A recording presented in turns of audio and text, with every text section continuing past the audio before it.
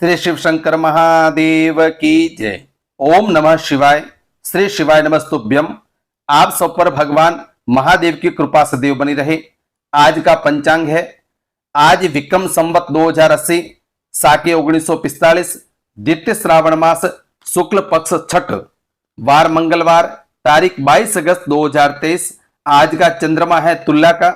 नक्षत्र सुबह 6:32 तक चित्रा नक्षत्र था रहेगा व उसके बाद पूरे दिन स्वाति नक्षत्र रहेगा। योग शुक्ल। आज का त्योहार है श्री कल की जयंती। अब बात करते हैं चौगड़ियों की।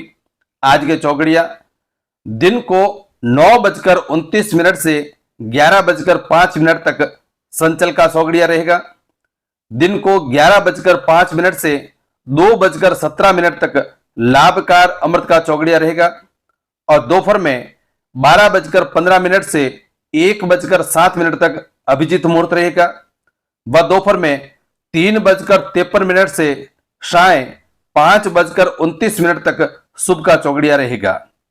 आज का राहु काल दोपहर में 3 बजे से लेके और 4:30 तक रहेगा। राहु काल में कोई भी शुभ कार्य नहीं होता है। अब कल की कथा में महादेव के 5वें ज्योतिर्लिंग के केदारेश्वर महादेव की कथा थी। अब आज षष्ठम यानी छठा ज्योतिर्लिंग है भीमाशंकर। भीमशंकर ज्योतिर्लिंग के आविर्भाव की कथा व महात्म्य का वर्णन है। श्री सूत जी कहते हैं कि अब मैं भीमशंकर नामक ज्योतिर्लिंग के महात्म्य कहूंगा। काम रूप देश में लोक हित की कामना से साक्षात भगवान शंकर ज्योतिर्लिंग के रूप में अवतीर्ण हुए थे। उनका वह स्वरूप कल्याण और सुख का आश्रय है। हे ब्राह्मणों, पूर्व काल में एक महापराक्रमी राक्षस हुआ था जिसका नाम भीम था। वह सदा धर्म का विध्वंस करता था और समस्त प्राणियों को दुख देता था। वह महाबली राक्षस कुंभकर्ण के वीर्य और करकटी के गर्भ से उत्पन्न हुआ था तथा अपनी माता के साथ सह पर्वत पर निवास करता था। एक दिन समस्त लोगों को दुख देने वाले भयानक पराक्रमी दुष्ट भीम ने अपनी माता से पूछा कि हे मां, मेरे पिताजी कहां हैं? तुम अकेली क्यों रहती हो? मैं ये सब जानना चाहता हूं, अतः यथार्थ आप बात बताओ। उसकी मां करकटी बोली कि हे बेटा, रावण के छोटे भाई कुंभकर्ण तेरे पिता थे। भाई सहित उस महाबली वीर को श्री राम ने मार डाला। मेरे पिता का नाम करकट और माता का नाम पुष्कसी था। विराट मेरे पति थे जिन्हें पूर्व काल में राम ने मार डाला था। अपने प्रिय स्वामी के मारे जाने पर मैं अपने माता पिता के पास रहती थी। एक दिन मेरे माता पिता अगस्त मुनि के शिष्य सुतीक्ष्ण को अपना आहार बनाने के लिए गए। वे बड़े तपस्वी और महात्मा थे। उन्होंने कुपित होकर मेरे माता पिता को भस्म कर डाला। वे दोनों मर गए। तब से मैं अकेली होकर और बड़े दुख के साथ इस पर्वत पर रहने लगी।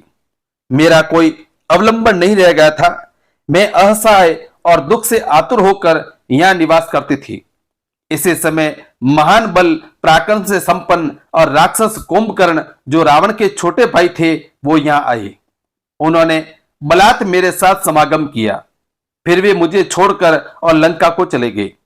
तत्पश्चात तुम्हारा जन्म हुआ। तुम भी पिता के समान ही महाबलवान और पराक्रमी हो। अब मैं तुम्हारा ही सहारा लेकर यहां कालक्षेप करती हूं। सूत जी कहते हैं कि हे ब्राह्मणों, करकटी की यह बात सुनकर वह भयानक पराक्रमी भीम कुपित हो यह विचार करने लगा कि मैं विष्णु के साथ कैसा बर्ताव करूं।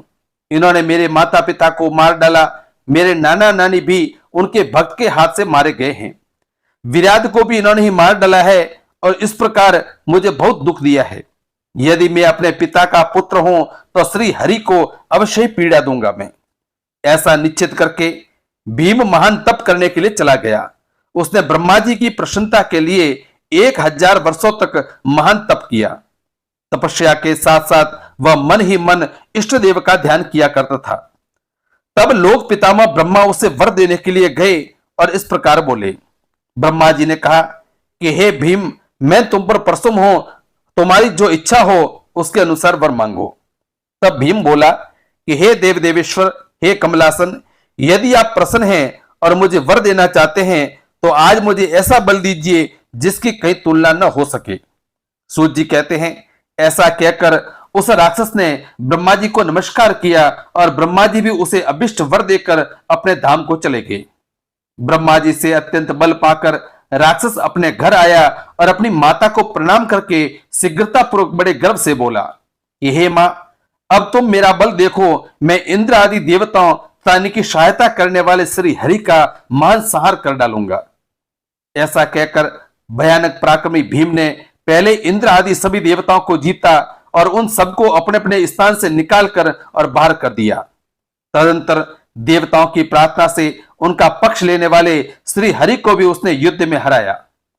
फिर प्रसन्नता पूर्वक पृथ्वी को जीतना प्रारंभ कर दिया। सबसे पहले वह कामरूप देश के राजा सुदक्षिण को जीतने के लिए गया। वह राजा के साथ उसका भयंकर युद्ध हुआ। दुष्ट असुर भीम ने ब्रह्मा जी के दिए हुए वर के प्रभाव से शिव के आश्रित रहने वाले महावीर महाराज सुदक्षिण को परास्त करके दिया और सब सामग्रियों सहित उनका राज्य तथा सर्वस्व अपने अधिकार में कर लिया। भगवान शिव के प्रिय भक्त धर्म प्रेमी परम धर्मात्मा राजा को भी उसने कैद कर लिया और उनके पैरों में बेड़ी डालकर उन्हें एकांत स्थान में बंद कर दिया। वहां उन्होंने भगवान की प्रीति के लिए उस राजा ने शिव की उत्तम पार्थिव मूर्ति बनाकर और उन्हीं का भजन पूजन आरंभ कर दिया। उन्होंने बार बार गंगा जी की स्तुति की और मानसिक स्नान आदि आदि करके और पार्थिव पूजन की विधि से शंकर जी की पूजा संपन्न की। विधि पूर्वक भगवान शिव का ध्यान करके वह प्रणव युक्त पंचाक्षर मंत्र ओम नमः शिवाय का जप करने लगे। अब उन्हें दूसरा कोई काम करने के लिए अवकाश नहीं मिलता था। उन दिनों उनकी साध्वी पत्नी राजवल्लभा दक्षिणा प्रेम पूर्वक पार्थिव पूजन किया करती थी। वे दंपति अनन्य भाव से भक्तों का कल्याण करने वाले भगवान शंकर का भजन करते और प्रतिदिन उन्हीं की आराधना में तत्पर रहते थे। इधर वह राक्षस वर के अभिमान से मोहित हो यज्ञ कर्म आदि सब धर्मों को लोप करने लगा और सबसे कहने लगा कि तुम लोग सब कुछ मुझे ही दो। मैं ऋषियों दुरात्मा राक्षसों की बहुत बड़ी सेना साथ ले उसने सारी पृथ्वी को अपने वश में कर लिया। वह वेदों शास्त्रों स्मृतियों पुराणों में बताए हुए धर्म का लोप करके शक्तिशाली होने के कारण सबका स्वयं ही उपयोग करने लगा। तब सब देवता तथा ऋषि अत्यंत पीड़ित हो और महाकोशी के तट पर गए और शिव का आराधन तथा स्तवन करने लगे। उनके इस प्रकार स्तुति करने पर भगवान शिव अत्यंत प्रसन्न हो और देवताओं से बोले, देवगण और महर्षियों, मैं प्रसन्न हूं, वर मांगो, तुम्हारा कौन सा कार्य सिद्ध करूं। तब देवता बोले कि हे देव देवेश्वर, आप अंतर्यामी हैं, अतः सबके मन की सारी बातें जानते हैं, आपसे कुछ भी अज्ञात नहीं है। प्रभु हे महेश्वर, कुंभकर्ण से उत्पन्न करकटी का बलवान पुत्र राक्षस भीम ब्रह्मा जी के दिए हुए वर से शक्तिशाली हो और देवताओं को निरंतर पीड़ा दे रहा है। अतः आप इस दुखदायी राक्षस का नाश कर दीजिए और हम पर कृपा कीजिए, विलंब न कीजिए। शंभु ने कहा कि हे देवताओं, कामरूप देश के राजा सुदक्षिण मेरे श्रेष्ठ भक्त हैं, उनसे मेरा एक संदेश कह दो, फिर तुम्हारा सारा कार्य शीघ्र ही पूरा हो जाएगा। उनसे कहना कि कामरूप देश के अधिपति महाराज सुदक्षिण, प्रभु तुम मेरे विशेष भक्त हो, अतः प्रेम पूर्वक मेरा भजन करो। दुष्ट राक्षस भीम ब्रह्मा जी का वर पाकर और प्रबल हो गया है, इसलिए उनसे तुम्हारा तिरस्कार किया है, परंतु अब मैं उस दुष्ट को मार डालूंगा, इसमें संदेह नहीं है। सूत जी कहते हैं कि ब्राह्मणों तब उन सब देवताओं ने प्रसन्नता पूर्वक वहां जाकर उन महाराज से शंभु की कही हुई सारी बात कह सुनाई। उनसे वह संदेश कहकर देवताओं और महर्षियों को बड़ा आनंद प्राप्त हुआ और वे सबके सब शीघ्र ही अपने अपने आश्रम को चले गए। इधर भगवान शिव भी अपने गणों के साथ लोकहित की कामना से अपने भक्त की रक्षा करने के लिए सादर उसके निकट गए और गुप्त रूप से वहीं ठहर गए। इसी समय कामरूप नरेश ने पार्थिव शिव के सामने गाढ़ ध्यान लगाना आरंभ कर दिया। इतने में ही किसी ने उस राक्षस से जाकर कह दिया कि राजा तुम्हारे नाश के लिए कोई पुरस्चरण कर रहे हैं। यह समाचार सुनते ही वह राक्षस कुपित हो उठा और उनको मार डालने की इच्छा से नंगी तलवार हाथ में लिए और राजा के पास गया। वहां पार्थिवादी जो सामग्री स्थित थी उसे देखकर तथा उसके प्रयोजन और स्वरूप को समझकर राक्षस ने यही माना कि राजा मेरे लिए कुछ कर रहा है, अतः सब सामग्रियों सहित इस नरेश को बलपूर्वक अभी नष्ट कर देता हूं। ऐसा विचार कर उस महान क्रोधी राक्षस ने राजा को बहुत डांटा और पूछा कि क्या कर रहे हो। राजा ने भगवान शंकर पर रक्षा का भार सौंपकर कहा कि मैं चराचर जगत के स्वामी भगवान शिव का पूजन करता हूं। तब राक्षस भीम ने भगवान शंकर के प्रति बहुत तिरस्कार युक्त दुर्वचन कहकर और राजा को धमकाया और भगवान शंकर के पार्थिव लिंग पर तलवार चलाई। वह तलवार उस पार्थिव लिंग का स्पर्श भी नहीं करने पाई थी कि उससे साक्षात भगवान हर वहां प्रकट हो गए और बोले, देखो मैं भीमेश्वर हूं और अपने भक्त की रक्षा के लिए प्रकट हुआ हूं। मेरा पहला से ये व्रत है कि मैं सदा अपने भक्त की रक्षा करूं, इसलिए भक्तों को सुख देने वाले मेरे बल की ओर दृष्टिपात करो। ऐसा कहकर भगवान शिव ने पिनाक से उसकी तलवार के 2 टुकड़े कर दिए।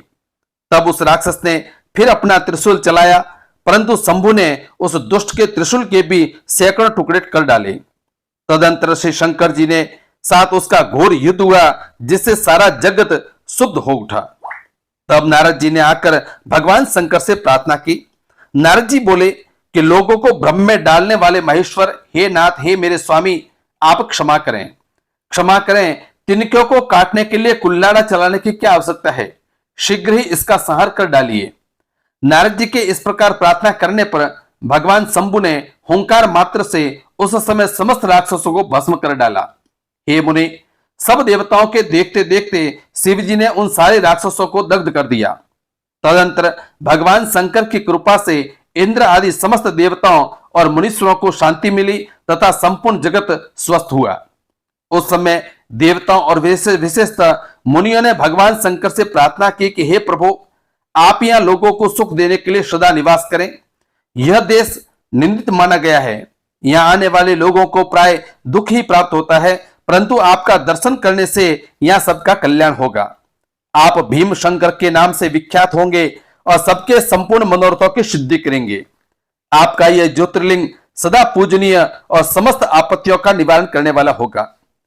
श्री सूत जी कहते हैं कि हे ब्राह्मणों, उनके इस प्रकार प्रार्थना करने पर लोक हितकारी एवं भक्त वत्सल परम स्वतंत्र शिव प्रसन्नता पूर्वक वही स्थित हो गए। अथा श्री भीम शंकर ज्योतिर्लिंग महात्म्य और महिमा संपूर्ण है। आपको यह वीडियो और कथा कैसी लगी कमेंट करके बताएं। चैनल को सब्सक्राइब, लाइक और शेयर करें व कमेंट बॉक्स में ओम नमः शिवाय अवश्य लिखें।